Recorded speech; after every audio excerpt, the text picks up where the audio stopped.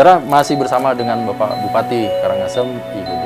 Dana. Kita lanjut Pak Bupati, kita ini cinta banget dengan Karangasem ya. Terima kasih. Salah satu kabupaten yang cukup besar ya Pak ya, di samping Buleleng lah boleh dikatakan. Nah kita lanjut Pak, ini kan kita lihat juga fokus dari Bapak Bupati adalah pada peningkatan atau pembangunan infrastruktur, penataan infrastruktur. Tepatnya seperti apa Pak? Apa yang sudah dilakukan oleh Pak Bupati? Nah, Karangasem kan letak geografisnya berbukit-bukit, lembah banyak, penduduknya juga tinggal banyak di perbukitan, di lembah-lembah. Nah, sehingga kami harus memberikan pembangunan infrastruktur yang memadai agar akses ekonominya, akses hasil pertaniannya bisa dijual dengan baik. Sehingga kami membangun beberapa ruas jalan ke desa-desa. Jalan baru ini Pak Bupati? Jalan baru, termasuk juga memelihara jalan yang sudah rusak. Di samping itu juga di tahun 2021 ini kami memperbaiki 3 jembatan yang menjadi penghubung antar desa bahkan antar kecamatan. Yang pertama jembatan di Asak menuju Subagan yang tembus ke kota, ini 2 desa keliling dia saat putus jembatan itu. Tahun ini sudah bisa digunakan dengan baik. Sudah bisa dilalui. Sudah bisa dilalui dengan baik. Respon masyarakat sangat senang. Ini sudah hampir 2 tahun putus Pak. Sudah mendapat perbaikan sehingga ketika kami dilantik kami fokuskan untuk membangun jembatan tersebut. Yang kedua jembatan di Buanegiri. Kalau musim hujan, anak-anak kami yang sekolah SMP ini bisa jam 4, jam 5 baru sampai di rumahnya. Karena menunggu banjir reda. Oh, nunggu air turun. Air turun baru bisa lewat. Kami sudah bangun sekarang juga. Sudah selesai. Nah, ini infrastruktur ini bagi kami sangat penting untuk peningkatan satu pendidikannya juga, kemudian hasil pertaniannya juga bisa dipasarkan dengan cepat. Jadi ada faktor ekonomi di sana ya Pak, memperlancar. Oh iya. Waduh. Terima kasih Ibu. Terima kasih. Ya, terima kasih. Wah, jadi memang infrastruktur. Kalau jalan rencana untuk berapa tambahan baru lagi Pak Bupati kalau dalam perencanaan? Jalan ini di Karangasem karena wilayahnya luas, geografisnya berbukit ini sangat panjang. Kalau nggak salah kami hampir 40 km panjang di tahun 2021 Pak. Kendati pun anggaran kami direpusing oleh pusat, ini PAD juga rendah, dari provinsi juga berkurang. Kami maklumi karena pendapatan negara juga berkurang, pendapatan provinsi juga berkurang. Sehingga kami harus betul-betul memikirkan mana yang menjadi skala prioritas, mana yang menjadi kebutuhan masyarakat untuk bisa kita layani. Itulah yang kita kedepankan Pak. Kayak jembatan ini menurut saya sangat penting sekali. Jalan beberapa akses ekonomi yang bisa kita kembangkan harus ditutamakan. Kami mengutamakan yang sangat dibutuhkan oleh masyarakat. Jadi distribusi barang itu cepat barang ya cepat Pak ya, hasil pertanian kelapa paling cepat kita ya. Nah kalau terkait tadi nyinggung tentang pendapatan asli daerah nih Pak Bupati, sudah refocusing, kemudian disempet-sempet sama pemerintah gitu, pusat gitu. Bagaimana Karangasem boleh dikatakan sekarang Pak? PAD-nya bertumbuh sedemikian seperti apa sih Pak? Kalau apa yang dilakukan ya Pak Bupati? Dengan kondisi COVID seperti ini, interaksi ekonomi kan menurun sangat besar sekali. Ya kami sebagai pimpinan di daerah harus berinovasi Pak. Pertama, menggali potensi yang ada di masa pandemi COVID ini. Yang kedua, memaksimalkan potensi yang sudah kita miliki, terutama potensi pajak mineral bukan logam, galian C ini, MGLB-nya. Gimana nih galian C ini Pak? Di galian C ini potensi kita besar sekali, karena orang membangun di Bali bahkan luar Bali pasti menggunakan pasir. Di mana mencari pasir kalau orang di Bali pasti ke Karangasem. Dan pun pembangunan menurun karena pandemi COVID, tapi kebutuhan pasir kan tetap. Nah, di tahun 2020 pajak mineral bukan logam galian C ini hanya dapat kurang lebih 21 miliar setahun di tahun 2020. tahun 2020. Nah, di 2021 kami sudah mulai memimpin. Kami awasi betul, Pak. Setiap hari kami pantau, berikan solusi bagaimana caranya untuk memungut pajaknya. Sehingga di tahun 2021 ini kami dapatkan 51 miliar lebih. 51 miliar lebih dari 21. 100% berarti? 134%. 134%, lupa. Karena kami berusaha menekan kebocorannya. Nah, inilah yang bisa kami gunakan untuk membangun jalan, untuk membantu masyarakat. Lumayan. Bagi kami 30 miliar di Karangasem ini sangat besar. Sangat besar sekali. Dan di tahun 2022 ini, di triwulan pertama saja kami sudah bisa mencapai 150%. Yang target 3 bulan pertama ini 11 miliar, kami dapatkan 17 miliar. 17 miliar. Astung Kare 2022 ini bisa menjadi 75 miliar. Semoga ya, Pak. Lagi 60 miliar bisa kami tingkatkan dari semenjak kami memimpin. Ini lagi-lagi ya, bumi Karangasem ini anugerah juga, Pak ya. Punya Gunung Agungnya anugerah, Pak ya.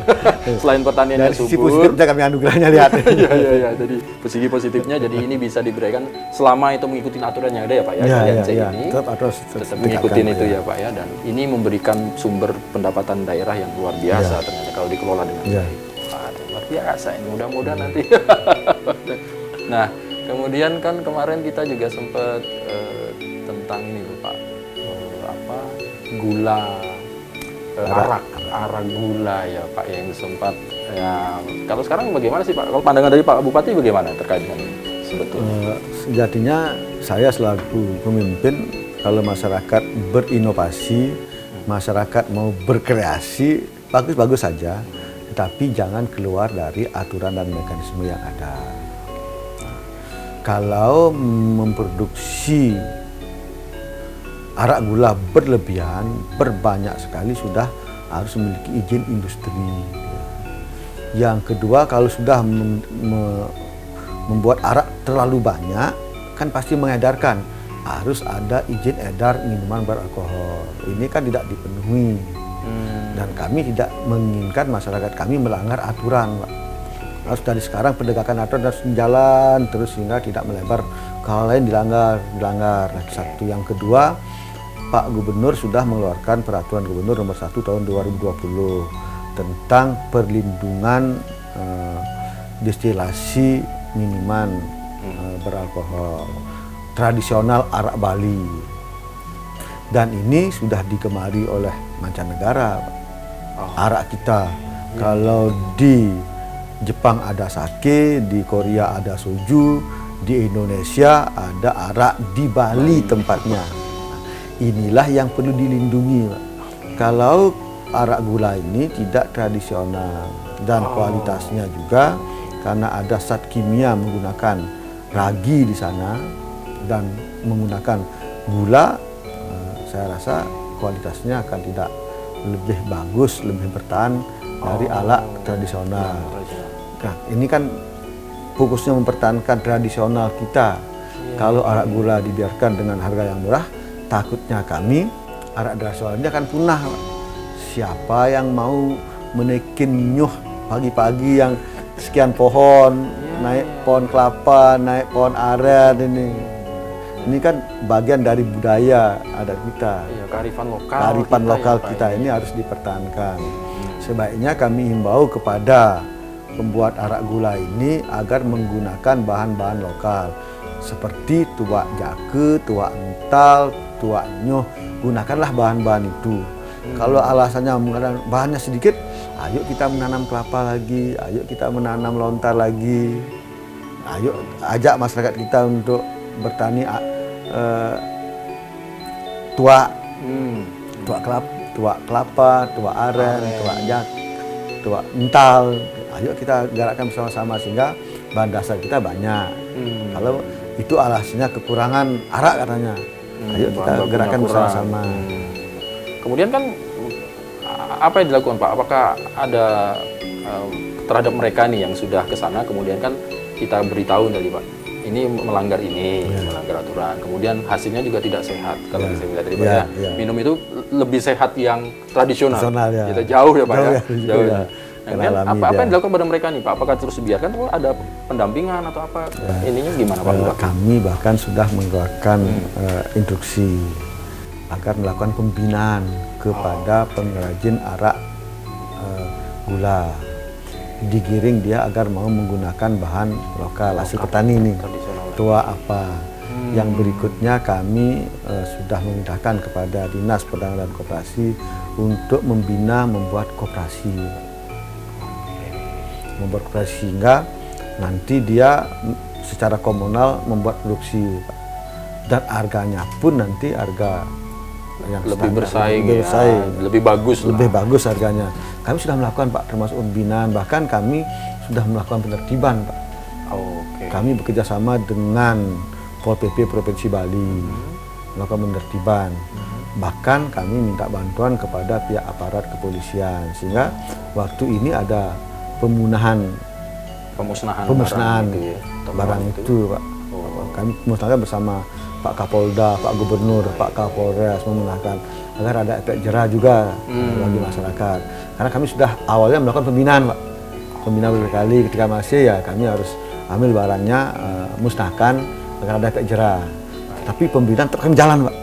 Karena itu adalah warga kami. Bagaimanapun warga kami tetap kami lindungi Pak. Secara ekonomi harus kami lindungi.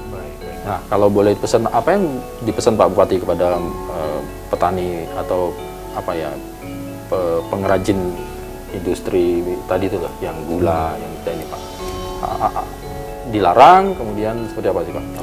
Kami tetap mengimbau untuk menghentikan memproduksi arak gula. Kami mengimbau agar memproduksi arak dengan bahan baku lokal, terutama bahan baku tua, dan itu pun dibina Pak. Bahkan diberikan bantuan alat penyulingan yang modern sekarang oleh Provinsi Bali. Hanya keluhannya bahan bakunya karena masih kurang. Ya kami sekarang tinggal mengedukasi masyarakat, ayo nuakin istilahnya, kalau baik nuakin. Nanti hasil tuanya inilah digunakan sebagai bahan bakunya. Baik Pak Bupati, kita masih ada satu segmen lagi. Kita pengen tahu bagaimana Pak Bupati mengawal ini, tidak mengawal PAD, mengawal gelontoran uang ini kemana gitu Pak Bupati ya. Baik, saudara jangan kemana-mana, nanti kita lanjut lagi, tetap bersama dengan Bapak Bupati Karangasem setelah yang satu ini.